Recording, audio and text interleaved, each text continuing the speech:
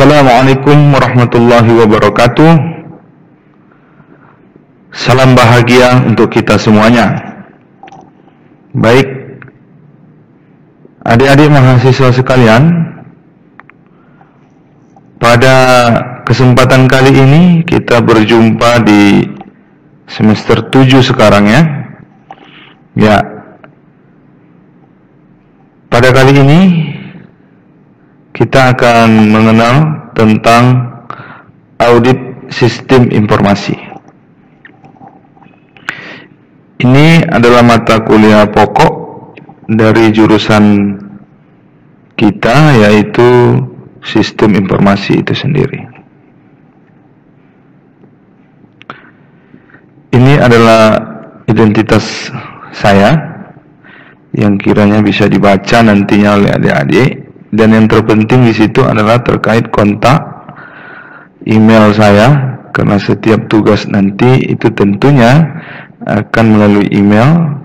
Dan silakan kita berteman juga di Facebook. Kemudian di sana juga ada nomor handphone saya dan sekaligus nomor WA.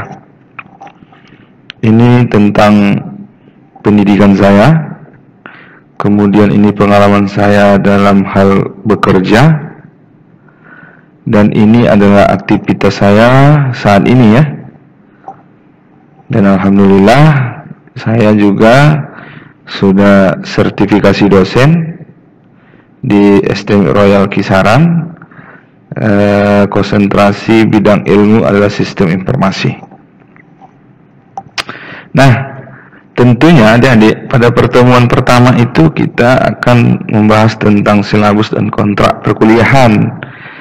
Nah, di mana tentang penilaian untuk mata kuliah audit sistem informasi ini hanya satu tampilan ya, tampilan dashboard dari kami sebagai dosen dalam hal memberikan nilai kepada adik-adik. Perhatikan, di sana sudah ditentuin tentang persentase kehadiran, persentase tugas, persentase UTS, dan persentase UAS. Nah, pada sistem yang kamu perhatikan ini, ketika kami dosen menginputkan nilai pada sistem ini, tentu ada nilai batas yang kemudian sangat berpatokan ya, yaitu adalah pada sistem kehadiran adik-adik, dimana terutama di sini adalah pada kehadiran. Jika memang kehadiran kamu itu ya tidak banyak bolong-bolongnya, maka dengan demikian kamu akan mendapatkan nilai yang bagus pada persentase ini. Tapi jika kamu banyak tidak hadir, maka sudah barang tentulah nilai kamu itu tidak baik.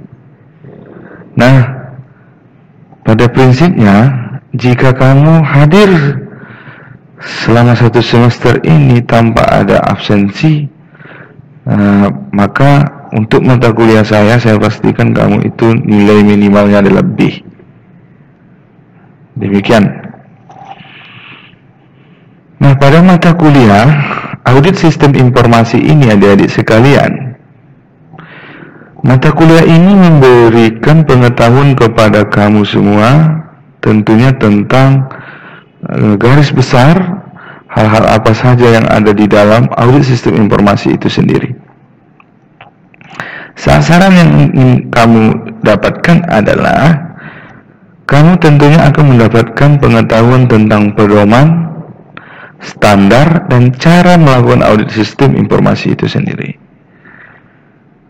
Nah, tentunya untuk bisa kamu mengikuti mata kuliah audit sistem informasi ini, tentunya kamu sebelumnya sudah pernah belajar tentang sistem informasi manajemen, tata kelola TI, APSI, ilmu komputer, dan ilmu perilaku. Ini tambahan. Karena ketika kita melakukan audit di lapangan, tentunya kita akan juga berhadapan dengan orang gitu. Selain juga kita memang berhadapan dengan banyaknya berkas-berkas. Nah, jika kita memang memiliki ilmu perilaku, mengetahui tentang karakter seseorang gitu ya, itu akan tentunya membantu proses audit berjalan dengan lancar dan cepat gitu. Nah, tentunya dalam satu semester 7 ini, pokok bahasan dari audit sistem informasi itu seperti yang adik-adik lihat di sini. Ya, tentunya kita akan membahas tentang pendahuluan ya, latar belakang, manfaat, tujuan dari audit sistem informasi itu sendiri. Kemudian kita juga akan membahas mengetahui tentang pengertian dari audit sistem informasi, kemudian pengendalian internal, proses dari pelaksanaan audit itu sendiri sampai dengan menggunakan komputer. Kemudian kita harus juga mengetahui landasan audit. Kemudian kita akan mengetahui proses dari audit sistem informasi. Nah, sedangkan proses audit pada poin 4 di sini tentunya adalah audit secara menyeluruh, secara general atau secara umum gitu. Nah, setelah kita melaksanakan UTS, maka kita akan mempelajari tentang audit trial dan real time audit. Jadi bagaimana proses audit itu bisa berkesinambungan. Kemudian kita akan mengetahui tentang SDLC, yang mana SDLC ini adalah sebuah model dalam hal pengembangan sistem informasi yang tentunya kamu sudah mendalaminya pada mata kuliah yang sebelumnya. Kemudian kita akan mempelajari bagaimana pengendalian sebuah aplikasi dari sistem informasi agar kemudian sesuai dengan prosedur daripada yang telah ditetapkan dalam SOP. Dan kemudian kita tentunya akan menggunakan komputer dalam melakukan proses audit, yang dimana kita juga bisa melakukan metode itu dengan model COVID ya, banyak sekali model-model daripada pelaksanaan audit itu sendiri. Namun di sini kita coba melakukan pendekatan COVID. Kemudian adik-adik sekalian, daftar pustaka yang kemudian saya pegang ya, saya menggunakan buku Gondodioto S pada terbitan 2007, yaitu judulnya Audit Sistem Informasi dengan Pendekatan COVID. Kemudian juga saya membaca dengan manual book ISACA 2010 dan Audit Sistem dan Teknologi Informasi penulis Rianto Sarno terbitan 2011. Nah, di sini ada bukunya ya dalam bentuk cover. Jadi jika kamu membutuhkan ini bisa kamu beli ya. Sekarang sudah ada banyak dijual pada aplikasi online. Nah, di sini buku audit Gondodioto tersebut. Kemudian ini buku penulisnya Rianto Sarno. Nah, jadi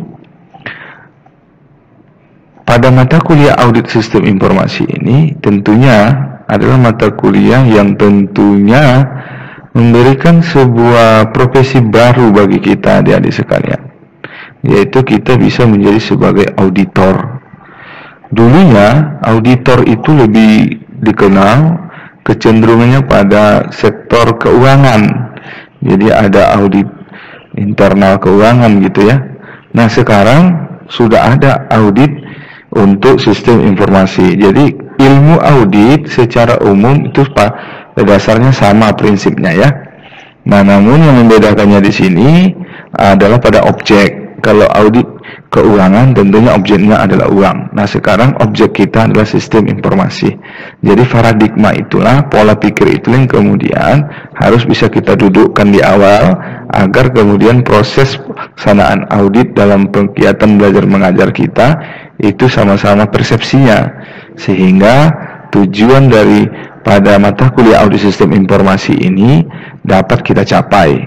Yang berikutnya juga berharap ke depan ini akan menjadi modal para adik-adik sekalian untuk bisa, ya, jika memang nantinya bekerja sebagai auditor ya di bidang teknologi informasi. Saya pikir pada pertemuan pertama ya tentunya menjelaskan tentang silabus dan kontrak perkuliahan kita. Di sini sudah lengkap saya sampaikan, mudah-mudahan dapat dipahami dan dimengerti. Ya, nanti kita akan masuk kepada pertemuan kedua untuk membahas lebih lanjut mengenai keilmuan apa saja yang ada dalam pelaksanaan audit sistem informasi ini. Demikian, terima kasih.